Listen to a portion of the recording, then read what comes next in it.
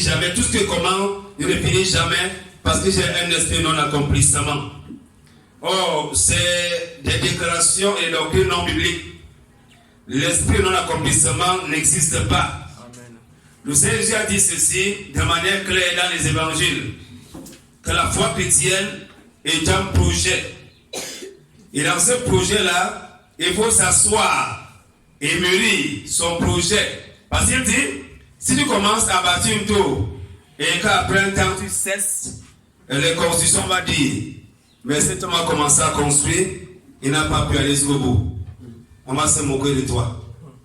Maintenant que, avant de bâtir une tour, il faut t'asseoir et calculer la dépense.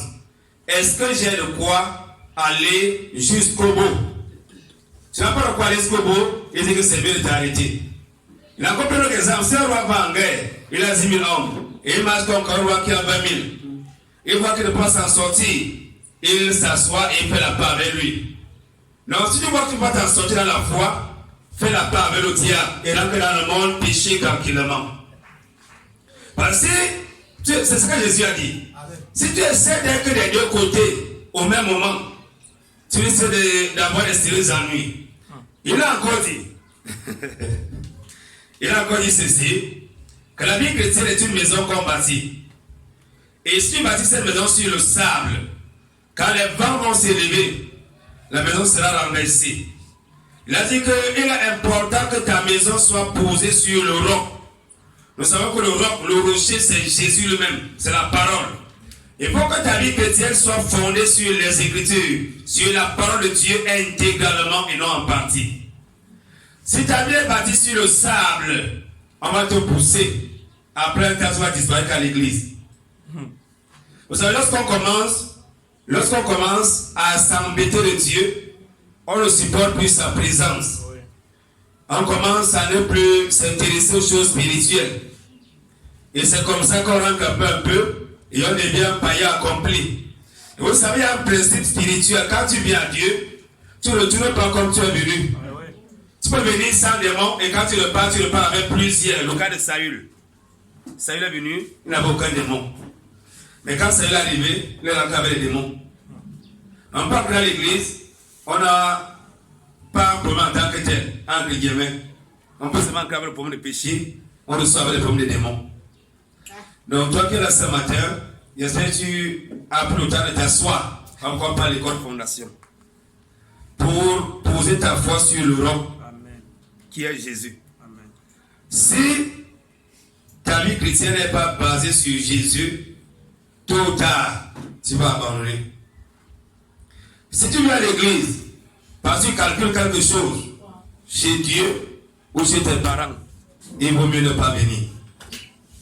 Amen. Amen. Parce que Dieu, on ne manipule pas. On ne jongle pas Dieu. Frère, la Bible dit qu'avec celui qui est fidèle, Dieu se manque fidèle. Et je me disais encore ce matin, par le témoin de notre sœur, la sœur Diane, qui disait que l'incirconcis lui a donné son argent. Amen.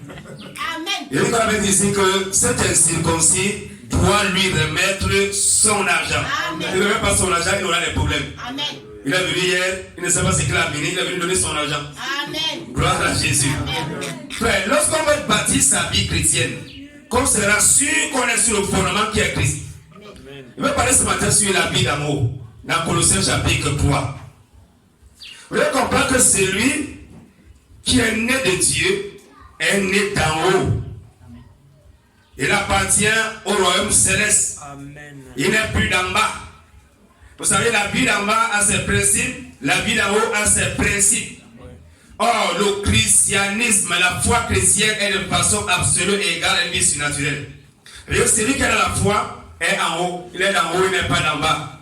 Jésus a dit au jour de son époux, vous êtes d'en bas, moi je suis d'en haut. Donc, un véritable enfant de Dieu dit la même chose aux païens de son époux. Amen. Vous êtes d'en bas. Amen. Moi je suis d'en haut. On parle les mêmes principes. Oui. Dans Colossiens, c'est écrit, si donc vous êtes resté avec Christ, cherchez les choses d'en haut, où Christ est assis à la gloire de Dieu. Frère, la Bible dit ici que Si tu as expérimenté la résurrection, il faut que tu cherches les choses d'en haut, là où Christ se trouve. Combien de personnes font naufrage? Parce qu'à un certain moment à la fois, il focalise l'attention sur les choses d'en bas. Les choses d'en bas déçoivent correctement et bien. Pourquoi j'ai pitié des femmes qui s'accrochent sur les hommes comme des sangsues? Vous voyez une femme accrochée sur un homme. Vous voyez un homme accroché sur une femme. Au lieu de s'accrocher sur Jésus, il va s'appuyer sur un être humain, bien sur un riche de sa famille. Il ne va pas s'allier. Il faut s'asseoir dehors là, il va s'allier pour avoir quelques miettes, quelques billets de banque. Celui qui est né d'en haut, donc lorsqu'on veut engager sa vie chrétienne, on doit d'abord se rassurer qu'on est né d'en haut. Est-ce que tu es né d'en haut? Si tu es né d'en haut, quand on parle de nouvelle naissance, ça veut dire quoi? Ça veut dire naissance d'en haut. C'est ce que ça signifie. Nouvelle naissance, quand on dit nouvelle naissance, ça veut dire naissance d'en haut. J'ai une ancienne naissance qui est la naissance d'en bas. Maintenant, Dieu m'accorde une nouvelle qui est la naissance d'en haut. Pourquoi Jésus est appelé Fils de Dieu? Jésus est appelé Fils de Dieu parce qu'il est né du Saint-Esprit. Pourquoi chaque chrétien doit naître dans l'Esprit? C'est la naissance dans le Saint-Esprit qui fait de toi un fils de Dieu.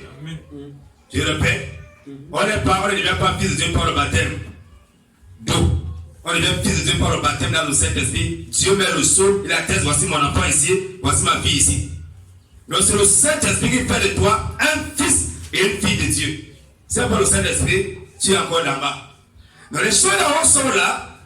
Parmi les choses d'en haut, il y a le fruit de l'Esprit. Ça veut dire que nous devons rechercher les choses d'en haut. Si donc vous êtes resté avec Christ, cherchez les choses d'en haut où Christ est assis à la gloire de Dieu. Maintenant, pour quelqu'un pose pour la question, les choses d'en haut c'est quoi? Et on commence à énumérer. Les choses d'en haut c'est quoi? Le fruit de l'Esprit. Amen. Voilà les choses d'en haut. Oui. Et quand on parle du fruit de l'Esprit ici, allons voir là. Allons voir, on va voir c'est quoi pour avoir le coup pas. Allons voir le fruit de l'Esprit là dans Galates chapitre 5. Verset 22, on va ce que le Seigneur dit là-bas, Galates chapitre 5, verset 22, qu'est-ce que dit le Seigneur ici? Mais le fruit de l'Esprit est la charité. Le fruit de l'Esprit c'est l'amour, c'est la charité. Et il n'y a pas les fruits de l'Esprit. Il y a un seul fruit. L'Esprit a un seul fruit, l'Esprit n'a pas de fruits. Le Saint-Esprit porte un seul fruit, qui est l'amour. C'est l'amour que sort la joie. Celui qui aime sera joyeux. Amen. Amen. Amen. Amen. Celui qui n'aime pas ne sera pas joyeux. Quand les gens sont Christ, allez pour la question, ils sont Christ à cause des choses d'en bas. Oui. Pourquoi chaque fois vous convoitez et vous ne possédez pas, vous allez envier, vous allez me crier. Les gens pleurent pour les choses de cette vie, mais plein peu pleurent sur leur péché. On est prêt à rester dans un péché toute sa vie. Hein? On est à l'intérieur. On peut dire ici une fois. Si vous commettez un péché et vous l'engagez avec Dieu, il veut retirer ça parce que il y a des personnes qui ne comprennent pas comment le Saint-Esprit travaille. Frère, ta foi commence le jour que tu vas confesser le péché que tu as gardé pendant 10 ans. C'est là que tu commences ta foi. Oui. Je répète. Oui. Si que tu as cru en Jésus, et tu as vécu dans le péché, tu as un péché dans ta vie que tu n'as pas confessé. Tu confesses ce péché 20 ans plus tard. C'est le jour-là que tu commences ta foi. Oui. Et de tous ces temps-ci, tu étais dans le job, tu étais dans le pain de ton temps à l'église. Tu étais un sympathisant. Tu n'as jamais cru. Parce que celui qui croit, la première chose c'est de purifier sa conscience. Amen. Celui qui est né là-haut a une conscience claire. Frère, quand tu te regardes toi-même, dans ton intérieur, tu ne dois rien avoir que tu te reproches. Oui. Tout chrétien doit parler comme il parle là. Je n'ai pas de secret, ni avec ma femme, ni avec personne ici. Je n'ai pas de secret, je n'en ai pas. Amen. Et le chrétien doit vivre comme ça. Un chrétien, si tu as des secrets avec ton mari, avec ta femme, avec tes enfants, avec certains frères à l'église, tu es mal parti. Oui. Le jour d'enlèvement, tu vas confesser, mais l'antéchrist va te cribler. Parce que tu vas servir à ce moment-là. La conscience claire. Les gens n'ont pas l'argent pourquoi? Pendant qu'on s'est cautérisé, est-ce que ta conscience est lavée dans le sang de Jésus? Est-ce que ta conscience est claire? Sinon, il n'y aura pas la joie. Là, il y a l'amour de Dieu. L'amour de Dieu, pas des sentiments. Les sentiments qui manquent. Amen. Il ne parle pas des sentiments. Je parle ici de l'amour de Dieu. Décrit en Corinthiens chapitre 13. De l'amour sort la joie. Frère, si vous n'aimez pas Dieu, vous ne serez jamais joyeux. Vous serez chrétiens abattus, comme les païens bien consolés. Quand par gars comme ça, que la salle en Christ est finie complètement, ma salle casse ne va pas. Vraiment, rien ne marche dans ma vie. Rien ne marche. Comme c'est vous selon le Jésus. Donc la joie se trouve uniquement dans un cœur qui est séparé du monde. Parce que les gens sont chrétiens, non pas à cause de Dieu, non pas à cause des choses d'en haut, mais à cause des choses d'en bas. Les choses de ce monde-ci, les mariages, les visas, les diplômes, les machins, toutes ces choses, les mensonges. Le monde n'est que vanité. Si quelqu'un poursuit le monde, tout ce qui est dans ce monde-ci, c'est la poursuite du vent. Amen. Que ce soit l'école, que ce soit les diplômes, que ce soit le travail, que ce soit les mariages, tout ce qui est dans ce monde, c'est le vent.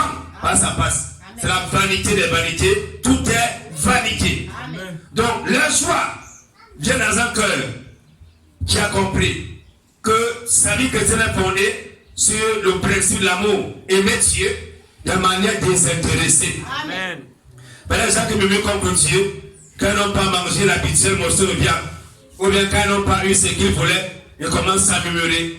Ils sont venus accompagner les autres. Je ne suis venu accompagner personne, je suis une pièce unique. Depuis que l'église existe, depuis que le monde existe, il n'y a jamais eu quelqu'un comme moi, je suis unique. Amen. Je bénis Dieu pour cela. Amen. À cause de ce que je suis unique. Amen. À cause de ce que je suis une créature si merveilleuse. Je rends grâce à Dieu pour ça. Amen. Je n'ai rien envie chez quelqu'un, je n'envie rien chez quelqu'un. Parce que tu as fait, je sais qu'il l'a fait par amour, je sais qu'il l'a fait parce que il m'a vu perdu, il m'a sauvé. Ça me suffit. Il ne va pas trouver mon visage froissé à cause des choses de ce monde ici. Jamais. Jamais, jamais. Amen. Frère, est-ce que tu regardes ce monde-ci?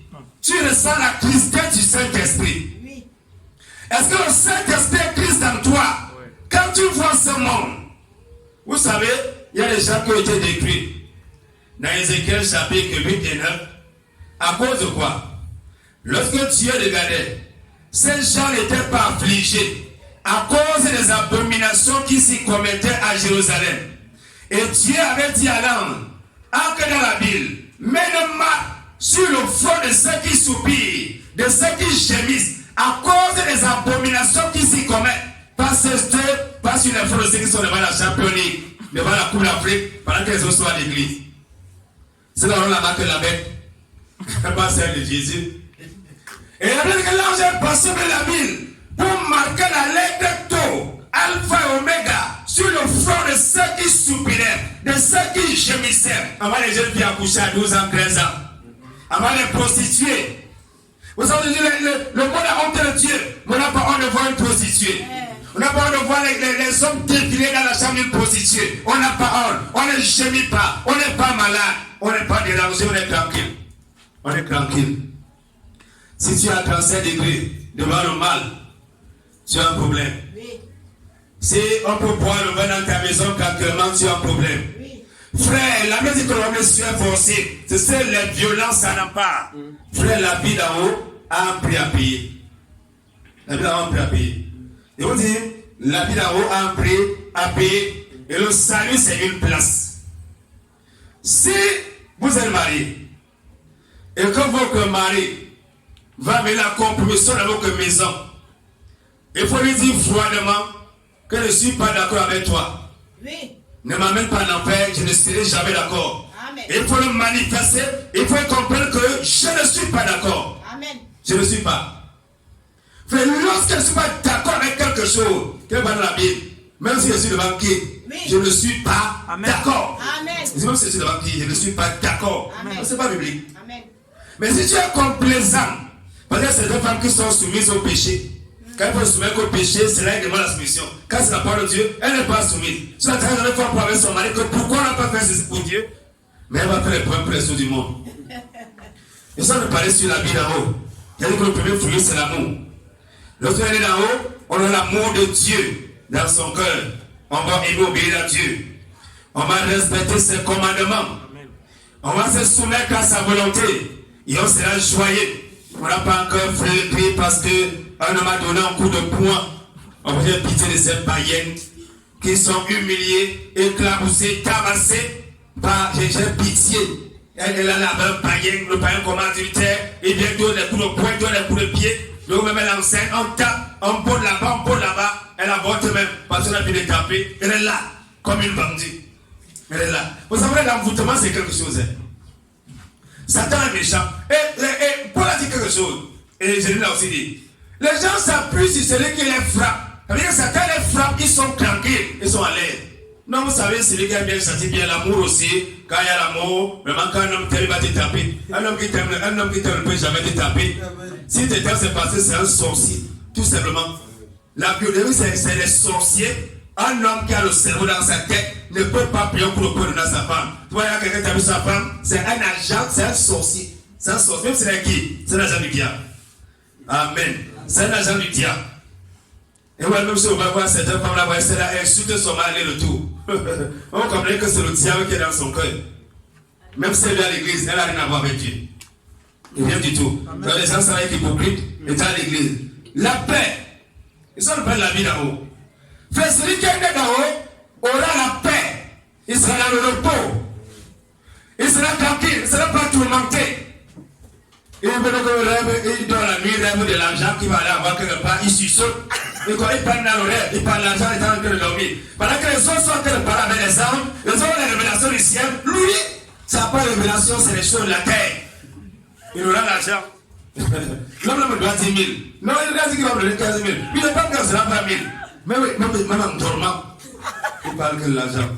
Tu n'auras jamais dans un ciel que tu n'as pas quitté sur la terre, je répète. Tu n'iras jamais dans un ciel que tu n'as pas visité étant sur la terre.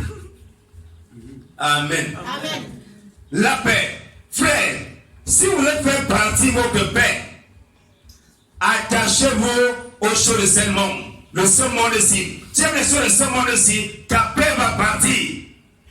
Nous, on la paix quand ils ont l'argent. Mais moi, c'est la mieux, c'est que l'argent répond à toi. Hein. Chacun n'a pas l'argent, il n'a pas la paix. Il n'a pas la joie. Vous le voyez dans ça, l'église chanter, c'est parce qu'il a eu l'argent. S'il n'a pas l'argent, il n'a pas la paix. Il y a certains foyers, certaines familles. Quand il y a l'argent, il y a la paix. S'il n'y a pas l'argent là-bas, c'est la guerre entre le mari et sa femme. Ils sont en train de se batailler, de se quereller. Parfois, c'est très grave même.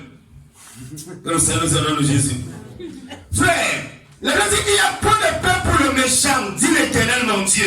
Amen. Frère, si tu es un méchant, tu n'auras jamais la paix. Tu seras toujours troublé. Il y a des gens qui sont à l'église, ils sont troublés. Étant à l'église, ils sont troublés. Un chrétien est troublé comment?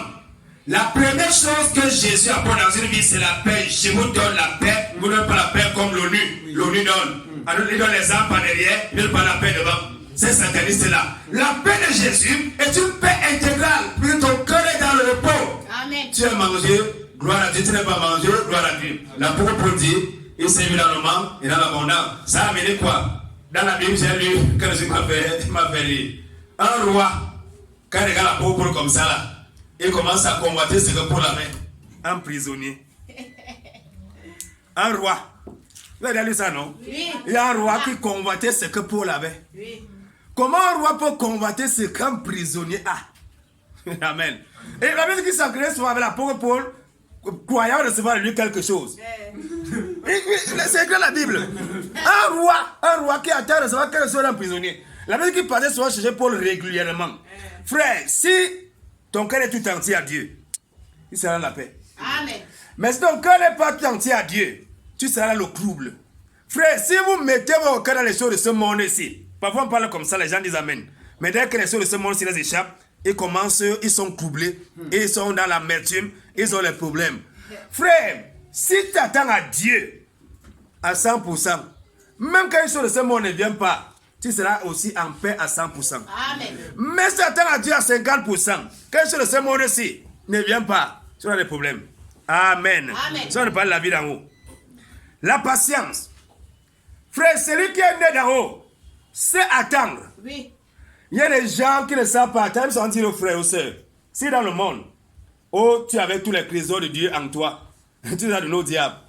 Il y a des femmes qui font 15 ans, 20 ans de concubinage. Dès qu'elles se convertissent, elles vont le lendemain, vu que si elles se convertissent en 2019, il faut que Dieu les marie. Pourquoi tu n'étais pas marié dans le monde? En 20 ans, tu étais dans le concubinage, pourquoi ne t'as pas épousé là-bas?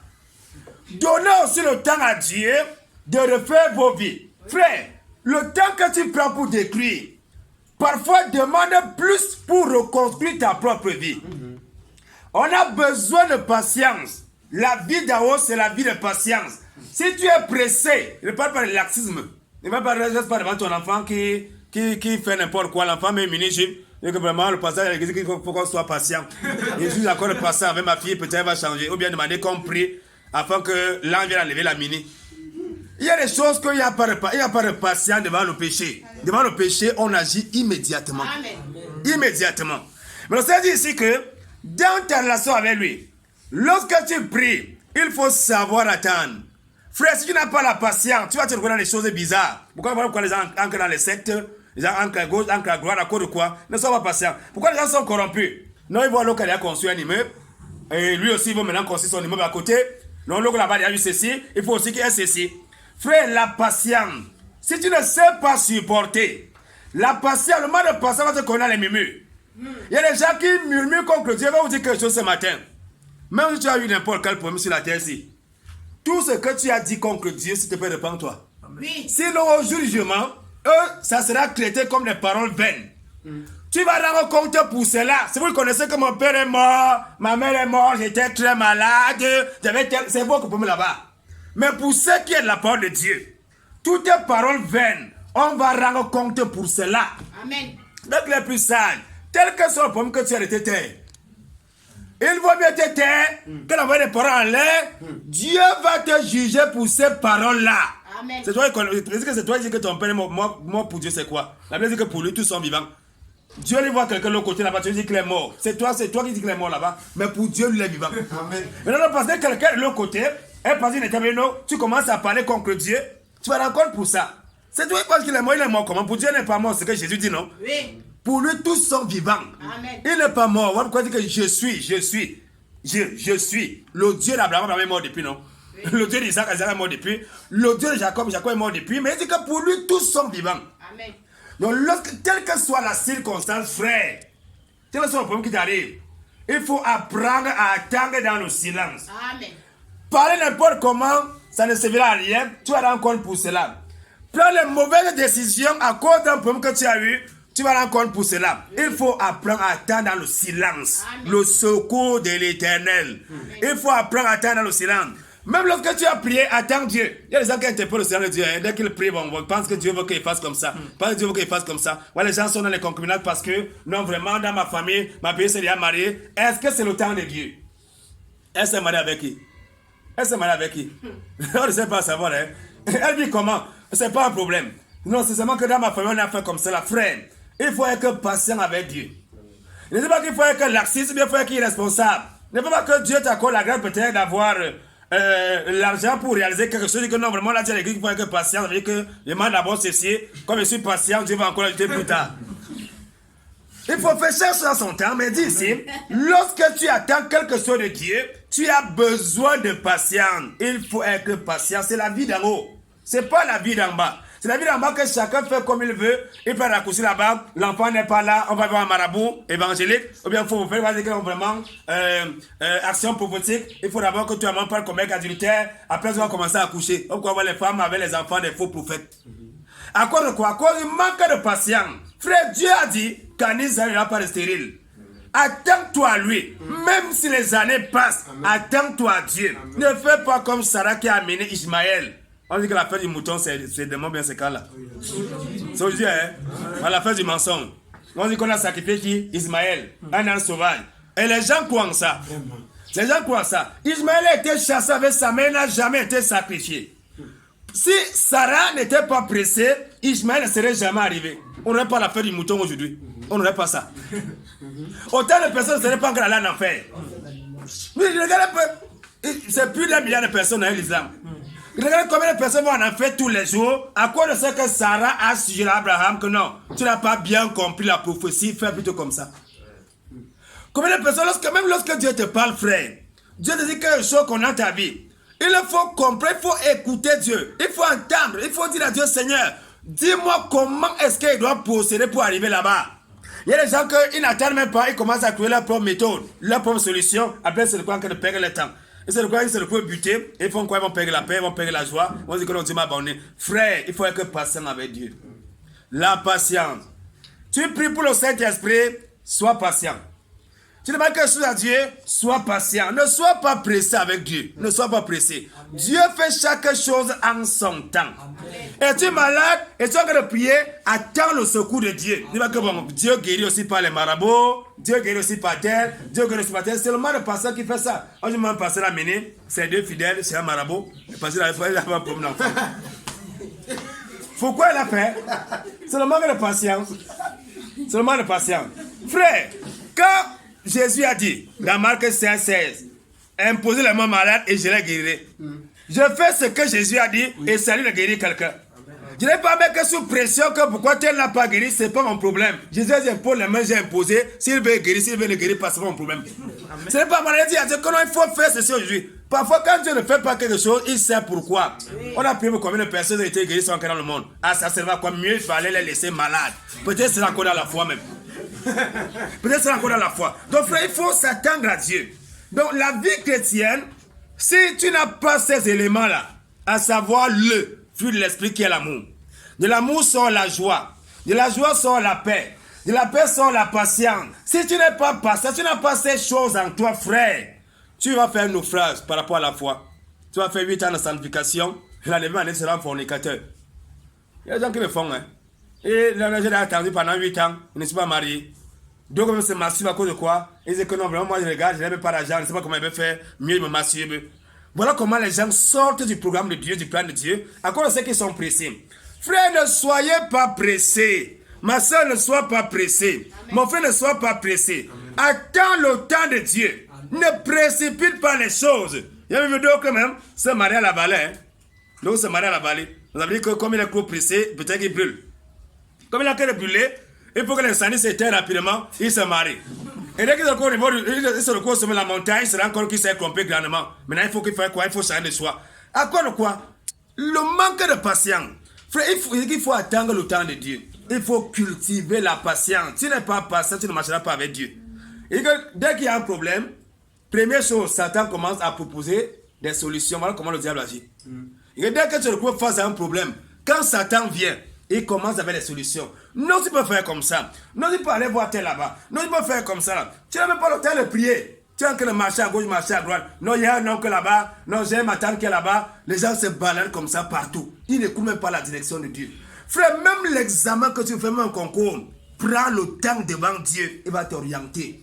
Frère, ne sois pas... Il y a des gens qui se reculent là où Dieu ne les attend pas. Hein. Si tu ne t'as pas envoyé quelque part, ne l'attends pas là-bas. Je vous dis quelque chose ce matin, c'est par là qu'on va sortir. Là où Dieu n'était pas au départ, ne l'attendez pas à l'arrivée. Si vous commencez quelque chose sans Dieu, s'il vous plaît, il ne va pas vous recouvrir à l'intérieur. Dieu a recouvert Daniel dans la fosse au lion parce que Daniel avait commencé avec lui. Amen. Dieu a recouvert sa grand méchant Abednego dans la fournaise d'Adam parce qu'ils ont commencé avec lui. Amen. Non, si tu commences ton mariage sans Dieu, tu vas l'inviter toute ta vie, il ne viendra jamais. Tu commences quelque chose sans Dieu, tu vas l'inviter toute ta vie, il ne viendra jamais. Dieu n'est que dans ce que lui-même a commencé. Amen. Donc il faut commencer avec Dieu et là tu vas finir avec lui. Il y a des gens qui veulent imposer les choses à Dieu. Tu amènes ton pain à l'église, tu veux l'imposer à Dieu. Dieu ne sera jamais dans ton histoire. Tu vas rester seul à l'intérieur et tu vas mourir dans ton péché là-bas dedans. Toi seul, Dieu ne sera pas dedans. Donc il faut que chacun d'entre nous comprenne que là où Dieu n'était pas au départ, il ne sera pas à l'arrivée. Et là, lorsque Dieu te met quelque part, si c'est Dieu qui t'a mis là, Dieu va se rassurer que tu as tout ce qu'il faut pour avancer. Amen. Si c'est un travail, il se rassure que tu as tout ce qu'il faut pour avancer. Si c'est une filière, il se rassure que tu as tout ce qu'il faut pour avancer. Je vous dis que je vais te dire ici, moi je bénis Dieu. Et même dans ton travail, moi le Saint-Esprit connaît l'électricité plus que moi. Il m'a démontré plusieurs fois. Pendant que je suis en train de casser la tête, il m'a dit que la panne là se trouve à tel endroit. Il m'envoie là-bas. À quelques minutes, le problème est résolu.